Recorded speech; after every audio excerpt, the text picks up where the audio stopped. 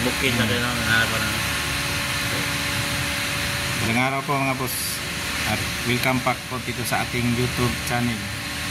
Sa video ito mayroon po ako i-share po sa inyo itong amplifier na tanggap natin ngayon na Sakura EB739UB.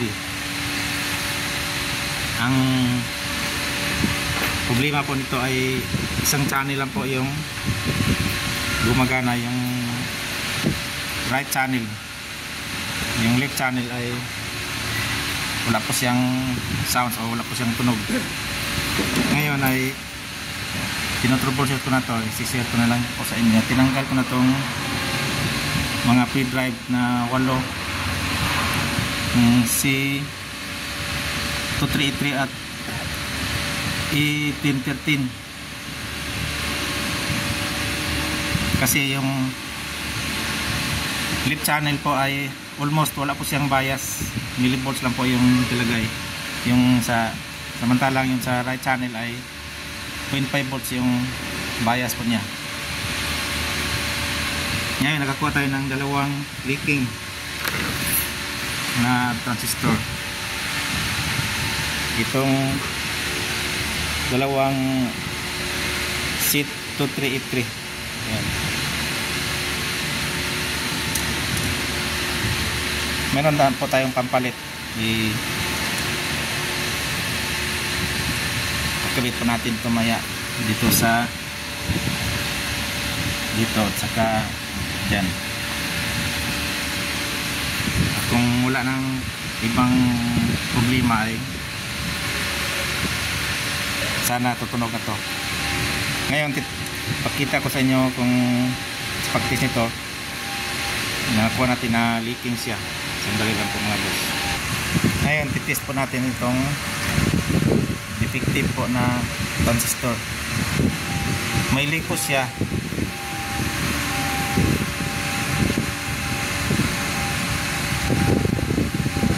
Yan.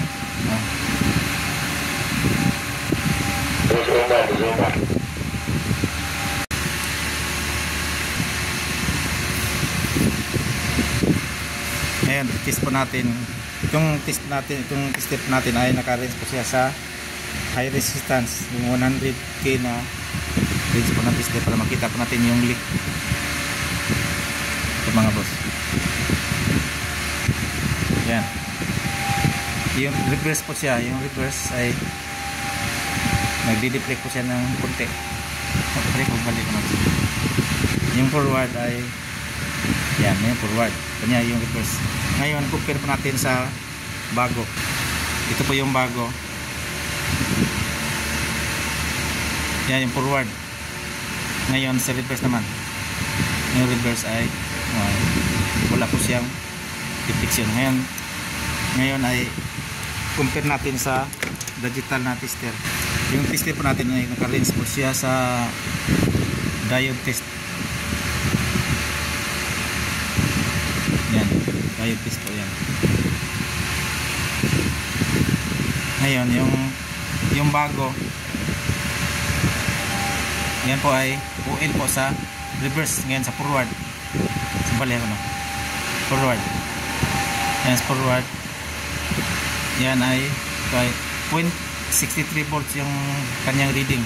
Ngayon itong defective. OL pa rin sa reverse. Sa forward yan 0.535 volts, 0.534. Ang bababa po siya kaysa bago. Kuha po tayo ng ibang bago. Tingnan natin kung yan o 0.568 pa rin, 67 plus sim lang po sila. Kaya nga yung isa yung luma ay ano yun, may leaking na po yung sira na. Ngayon ay ikakabit natin yung bago na transistor dito sa amplifier, tapos update na lang kayo, test natin pagkatapos mga boss. Update po tayo mga boss dito sa 735 UV na ating ginagawa. Pagkatapos nating magkabit nitong mga yung transistor na nag-leak na dalawa, ay hindi pa rin nakakabayas ito sa left channel. Kaya hinanap pa rin natin kung ano yung dahilan. Kaya nakita natin itong resistor na 100k na open na po to. Hindi ko na to testirin, pero open po ito talaga. Wala na po siyang yan, nilagay ko na lang mas palaki kasi wala nang makuhang iba na pareha na 1/4 watts, 1/2 watts na lang, pero set po siya 100k. Kaya ano, naka-audio na po siya. Kita ko sa inyo na okay na po. Saglit lang. Dito na po mga boss, pakita ko sa inyo na okay na po yung left channel. Yung left channel po yung pinapitan natin ng speaker, kasi yung right ay okay naman po.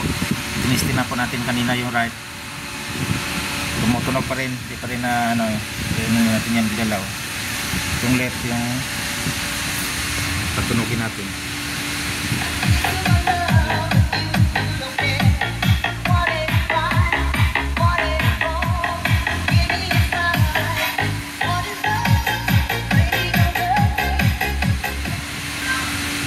Mga boss, at hanggang dito na lang po yung vlog, repair vlog po natin mga boss, at maraming salamat po sa pagsusubaybay. Thank you very much and God bless po sa ating lahat.